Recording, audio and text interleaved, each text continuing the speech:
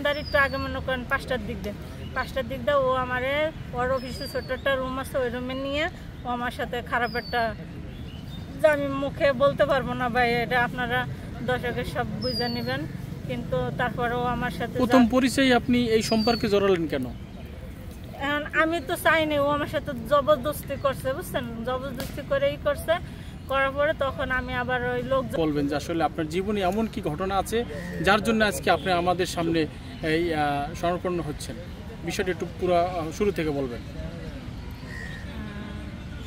আমি আসছি আপনাদের দ্বারে, আমার দেশের বাড়ি হচ্ছে গোপালগঞ্জ, আমার নাম হচ্ছে জন্না। তো আমার বিয়ে হয়েছে নড়াইল এক দালালের সাথে, বুঝছেন। তো ওর নাম হচ্ছে আকবর। তো ও আমার সাথে আমি প্রতারণা করছে, প্রতারক। তো আমারে বিয়ের পর দেখাইয়া ও আমার সাথে 3 বছর ধরে সম্পর্ক করছে। তো করার পরে ও আমারে মনে করেন যে 3 বছর করার পরে ও আমারে আমি বিয়ে করার জন্য ওরা আমি বলছি, তো আমার বিয়ে করবে না, না করলে তো আমি অফিসে যাই ও কিছু লোকজন নিয়ে আমি ওর এই করছি, ঘেরাও করছি। করার পরে ও আমারে বলছে যে, লোকজনে বলছে ঠিক আছে, তারপরে দেখাইছে যে ওর পাসপোর্ট ভিসা চলে আসছে। তো ওর পাসপোর্ট ভিসা চলে আসছে, ওরে আমি কীভাবে এখন ই করি। তো ওরা বলছে যে তুমি এখন বিয়ে করে রাখো, বিদেশ ঘুরে আসবে। তো বলছে না, তো বিদেশ ঘুরে আসুক, তারপরে ওরা আমি বিয়ে করব।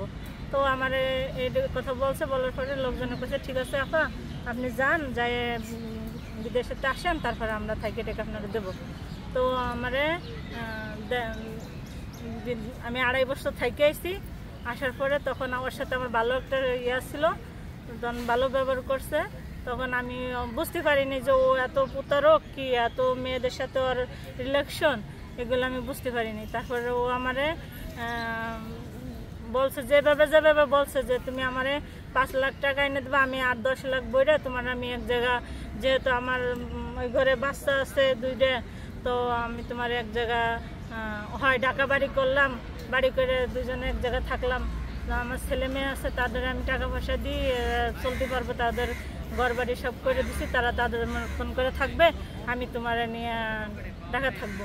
এইভাবে করে ও আমার খুব ইয়া দেখাইয়া পরে ও আমার বিয়ে করবে না। তারপরে আমি কাতার থেকে আইসি, আসার পরে কাতার থেকে আমি ওরে 3 লাখ টাকা দিছি।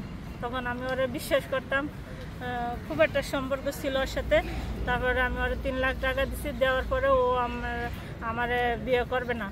তখনও আমার বাসায় গেছে আইসে, কাতার থেকে যখন 2 মাসের ছুটিতে আইসি, তখন আমার বাসায় গেছে আইসে, খুব সম্পর্কই রাখছে।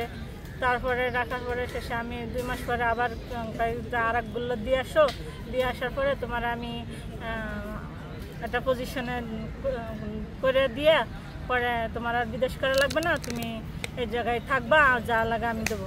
আপা একটু আমি বলি আপনাকে, সেটা হলো যে যার কথা বলছেন সেই দালাল, তার সাথে আপনার পরিচয়টা কিভাবে শুরু হয়েছিল? তার সাথে পরিচয় বা প্রথম আমি একটা মহিলার মাধ্যমে আমার তার সাথে পরিচয়। সে মহিলা আমাদের নিয়ে আসলো। ঘটনাটা কি বিয়ের আগে না বিয়ের পরে? আপনার প্রথম বিয়ের আগে না পরে? এটা তো দ্বিতীয় বিয়ে আপনার। না ভাই, আমার প্রথম একটা বিয়ে হয়েছিল। বিয়ে হলে তখন সেই খারাপ বলে সেই ঘর ফেলে ভালো হইলে কি অন্য ঘরে যায়, বুঝেন না। তো আমি যে কোনো একটা কারণে আমি, কি কারণ ছিল সেটা? সে কারণ ছিল সে নেশাপানি করতো, বুঝছেন, ইনকাম করতো না, টাকা না দিলে ঘরের মধ্যে অনেক উত্তাল করতো, মেয়েও মানতো না সেই, বুঝছেন। তারপরে তারা আমি যে কোনো কারণে আর কি ভাই, আমি 14 বছর সংসার করছি, 14 বছর আমি না থাকতে পাইরে তারপর আমি মনে করেন যে বিদেশে গেছি। তো বিদেশ যাই আমি 5 বছর 4 মাস থেকে আমি তারে চলছি। চলার পরে আবার আমি করোনা আইসে, করোনা আসার পরে আমি আবার এই জায়গায় এর একটা বিটির মাধ্যমে, একটা মহিলার মাধ্যমে আমি এই জায়গায় পাসপোর্ট জমা দিতে আইছি। জমা দিতে আসলে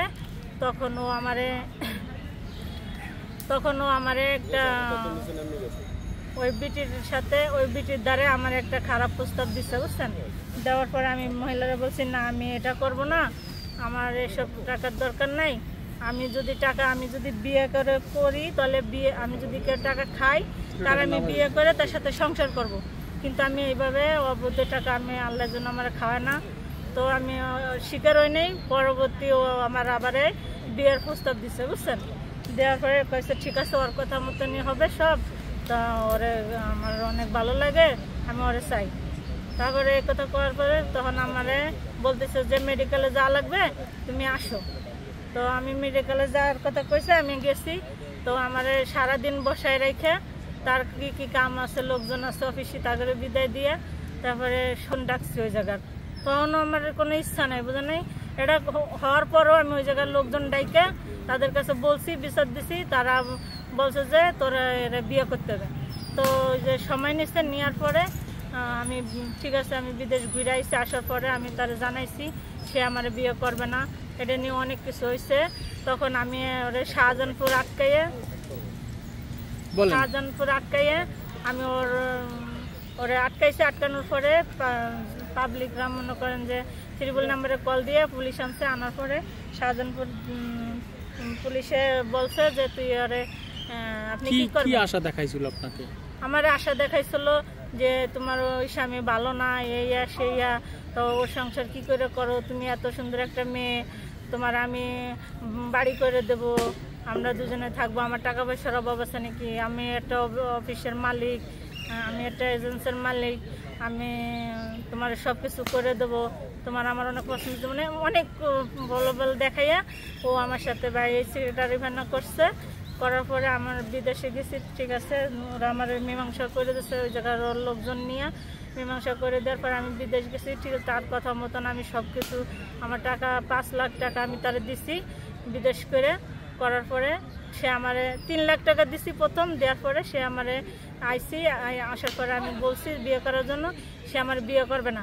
আমি ওরে অবৈধভাবে ইউজ করছি, ওরে আমি বিয়ে করার জন্য করছি। তো এই কথা বলার পরে আমি যা করে শাহজাহানপুর আটকায় ওরে আমি থানা পুলিশ মানে করছি। করার পরে ও আমার কয় কি ঠিক আছে, জন দারোগা ওসি বলছে যে শাহজাহানপুর থানার ওসি বলছে যে বোনরে 14 বছরের মামলা দিয়ে দাও। তো মামলা দেওয়ার কথা কয়ে মামলা দেওয়ার কথা কইছি। তখন আমার বড় বোন ছিল, তার হাতে পায়ে ধরছে, তুই আমার মামলা দিস না, আমার এই বেরোতে বাসা।